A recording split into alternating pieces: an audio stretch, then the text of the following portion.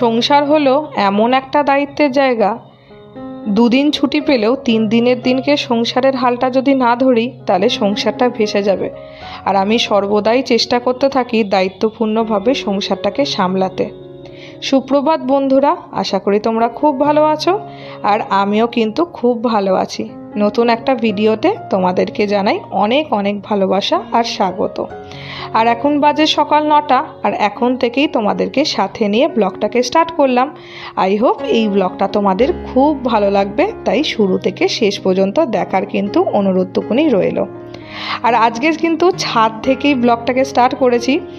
সকালবেলায় উঠে প্রচুর জামা কাপড় কেচে একেবারে ছাদে মেলতে চলে এসেছি।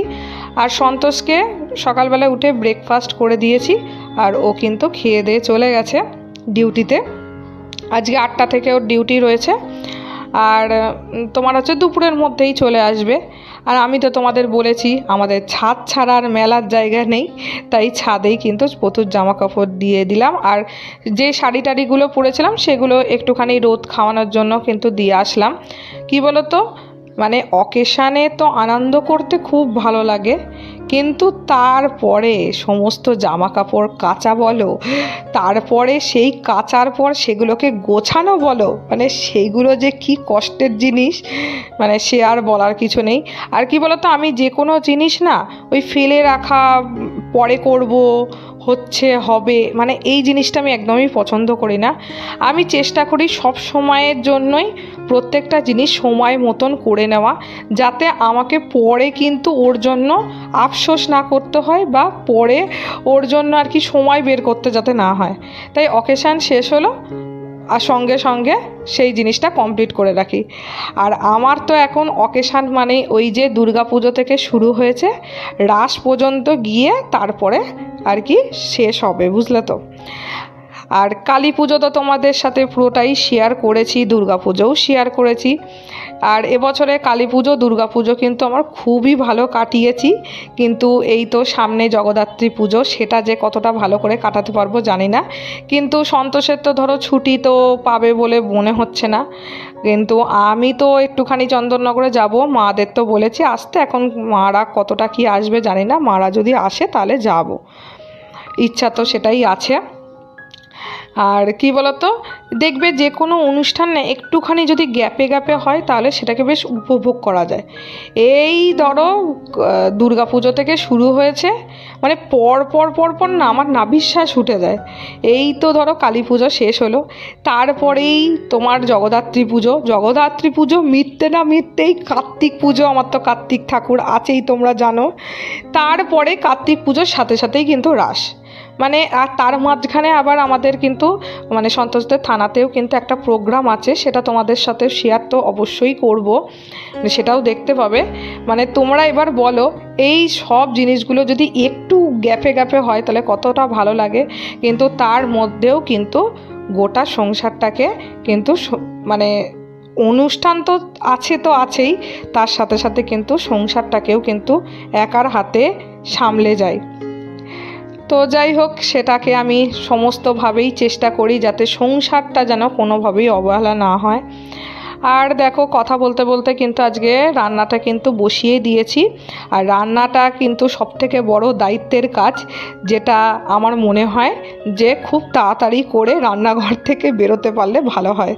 আর তোমরা তো দেখেই নিলে যে আজকে একটুখানি মাছের মানে জাস্ট ওই পোস্ত সাদা তিল দিয়ে একটা গ্রেভি মতন করে নিলাম, আর তার সাথে একটুখানি পুঁই শাকটা মাছের মাথা দিয়ে করে নিচ্ছি, এটাই হচ্ছে। আর কটা দিন বেশ একটুখানি ছুটি পেয়ে গেছিলাম রান্নার, কী যে মজা লাগছিল তোমাদের কি বলবো। আমার তো মাঝে মাঝে মনে হচ্ছিল একটুখানি যদি সন্তোষদের থানা থেকে আমাকে যদি একটুখানি রান্নার দায়িত্বটা সারা জীবনের জন্য নিয়ে দিত, কী যে ভালো হতো কি বলবো। তো যাই হোক, রান্না করা কমপ্লিট। আর দেখো ইতিমধ্যে কিন্তু সন্তোষও চলে এসেছে। তার মধ্যে আমি পুজো টুজো সমস্তটাই দিয়ে নিয়েছি স্নান টান করে। জামা কাপড় এনেছি, সব গোছগাছও করে নিয়েছি।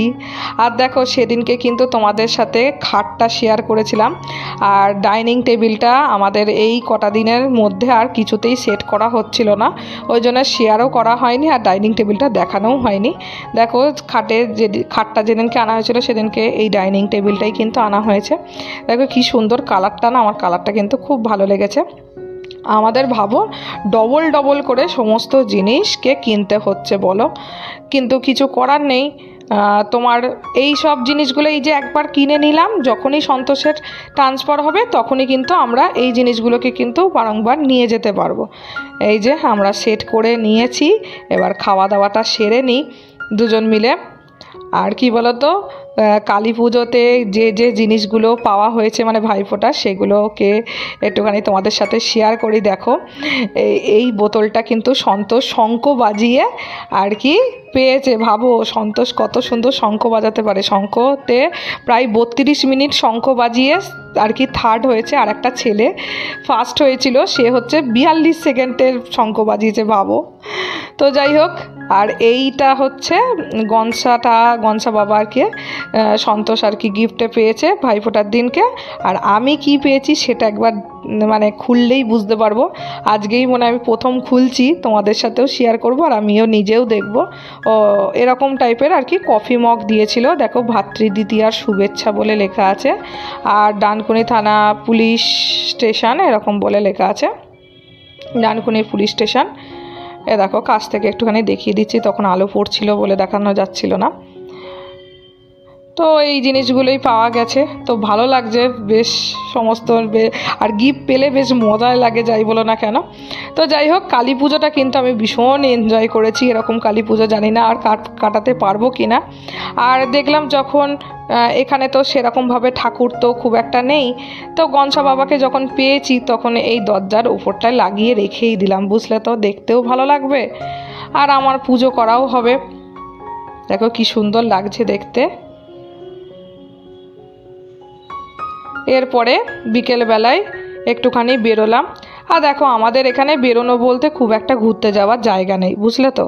ওই সংসারের কোনো জিনিস যদি কেনার দরকার পড়ে একটুখানি আমরা দুজন মিলে বেরোই, একটুখানি খাওয়া দাওয়া করি, কোনো সময় একটু ফুচকা খেলাম বা কিছু খেলাম, আর সংসারের জিনিসপত্র নিয়ে বাড়ি ঢুকে যাই। কারণ এখানে ঘুরতে যাওয়ার মতন কোনো জায়গায় সেরকমভাবে নেই, বুঝলে তো। তাও কাছে পিঠে একটুখানি তোমার দক্ষিণেশ্বর আছে, যাব একবার ভেবেছি, তো দেখি কবে যাওয়া হয়, অকেশানগুলো মিটুক। আর এদিকে দেখো একটুখানি বাটি, একটা বালতি, গামলা এসব কিনে এনেছি, আর সংসারের যা কিছু লাগে অল্প বিস্তর একটুখানি কিনে এনেছি। এই হচ্ছে আমাদের একটুখানি ঘোরাও হলো আর সাথে কেনাকাটাটাও হয়ে গেল বলো। তো যাই হোক বন্ধুরা, আজকের ভিডিওটা আর বাড়াবো না, আশা করি তোমাদের ভালো লেগেছে। ভালো লাগলে একটা লাইক কমেন্ট করতে অবশ্যই ভুলো না। আবার নেক্সট ব্লগে দেখা হবে। তোমরা ভালো থেকো, সুস্থ থেকো।